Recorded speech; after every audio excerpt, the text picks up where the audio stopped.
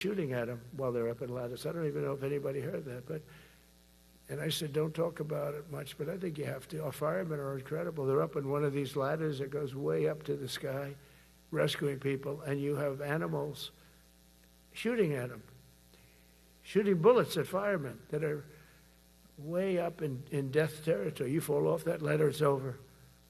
It's over. They don't even have to inspect you when you hit the ground. And you have people shooting bullets at them in some of these inner cities. We're not going to let that happen.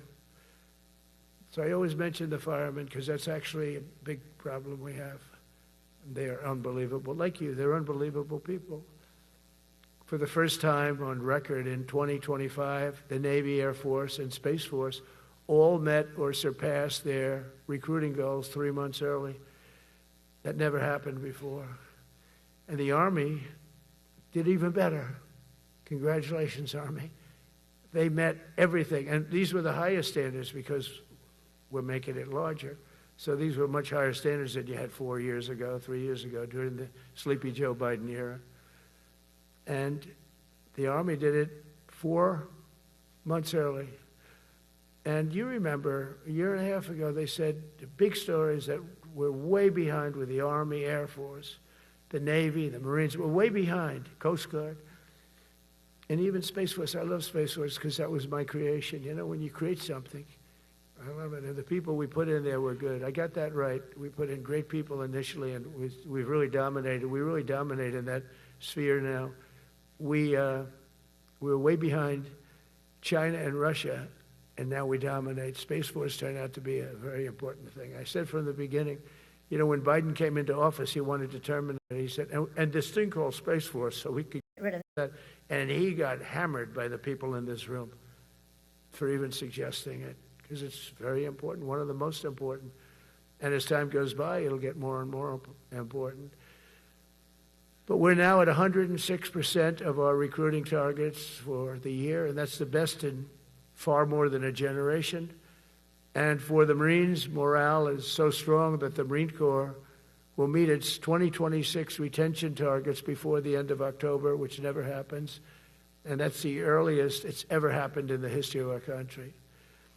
And it makes you feel good, you know. I felt guilty. I'd go make a speech in front of never people like you. You are the leaders, but people, soldiers. And I felt embarrassed because there'd be stories about, you know, we couldn't fill up our Army, Navy, Air Force. We couldn't fill them up. And it was headlines.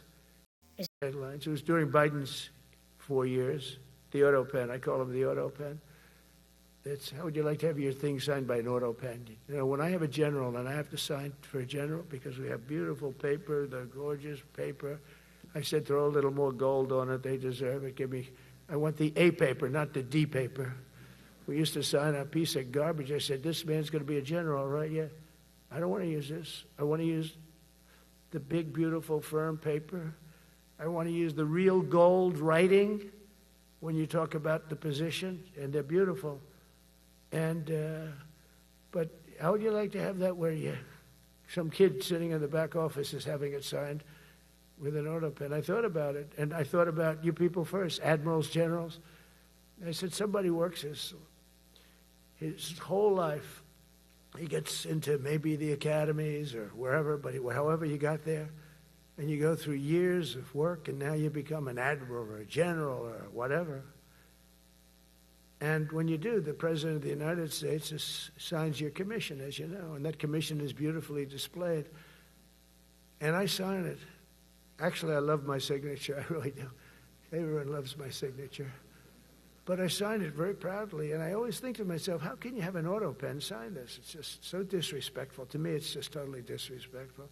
And it turned out that almost everything he did was signed by auto pen, except for when he gave his son, Hunter, pardon. He signed that one. And that's actually the worst signature I've ever seen. That was the bad. The auto pen looks much better. But as leaders, our commitment to every patriot who put on the uniform is to ensure that American military remains the most lethal and dominant on the planet, not merely for a few years, but for the decades and generations to come, for centuries. We must be so strong that no nation will dare challenge us, so powerful that no enemy will dare threaten us, and so capable that no adversary can even think about beating us. And we've had it recently. I had India and Pakistan were going at it, and I called them both. And in this case, I used trade. I'm not going to trade with you. Used to two nuclear nations, big nuclear. No, you cannot do that. I said, yes, I can. You go into this freaking war that I'm hearing about. You know, actually, they just shot down 7 planes. 7 planes, it was starting. There's a lot of bad blood. And I said, you do this, there's not going to be any trade. And I stopped the war. It was raging for 4 days, but that was just the beginning. And we stopped it. It was a great thing. And the Prime Minister of Pakistan was here, along with the Field Marshal, who's a very important guy in Pakistan. And he was here 3 days ago. And I didn't even realize it as beautifully as he said it, but he said that to a group of people that were with us, 2 generals, but a group, he said, this man saved millions of lives because he saved the war from going on, and that war was going to get very bad, very, very bad. President Trump saved millions and millions of lives. That was a bad war. And I was very honored. I loved the way he said it. Susie Wiles was there. She said that was the most beautiful thing. But we saved a lot of them. Saved a lot of them. Even in Africa, we saved the Congo with Rwanda. They've been fighting for 31 years, 10 million people dead. I got that one done. And very proud of it. So if this works out, we'll have 8. 8 in 8 months. That's pretty good. Nobody's ever done that. Will you get the Nobel Prize? Absolutely not. They'll give it to a guy that wrote a book about the mind of Donald Trump and what it took to solve the wars. And he'll get the Nobel Prize will go to a writer. No, but well, let's see what happens. But it's be a big insult to our country. I will tell you that. I don't want it. I want the country to get it. But it should get it because there's never been anything like it. Think of it. So if this happens, I think it will. I don't say that lightly because I know more about deals than anybody. This is what my whole life was based on. And they can change, and this can certainly change. But we have just about everybody. We have one signature that we need, and that signature will pay in hell if they don't sign. I hope they sign for their own good and we create something really great. But to have done 8 of them is just like such an honor. And then we have Putin and Zelensky. The easiest one of them all. I said, that one I'll get done. I thought that was going to be first. The others were much harder, some of them. Azerbaijan this was going on for 36 years. They said, it's not solvable, sir. Don't do it. I said, I will do it. I will do it. And I got on the phone with the 2 countries. They were great. They were great. I knew immediately. I knew as soon as I started talking to them, we're going to solve that war. We did. Now they're so happy. Now they're friends. One said he's been president for 32 years, 22 years. He said, for 22 years, I did nothing but kill his people. They were in the room together at the Oval Office. And they started off spread like this. I have the beautiful Resolute desk. And one was here, and one was here. You couldn't get further away. That's the furthest I've ever seen 2 people in front of me. And as the hour went by, they got closer, closer, closer. And at the end of the hour, we had it done.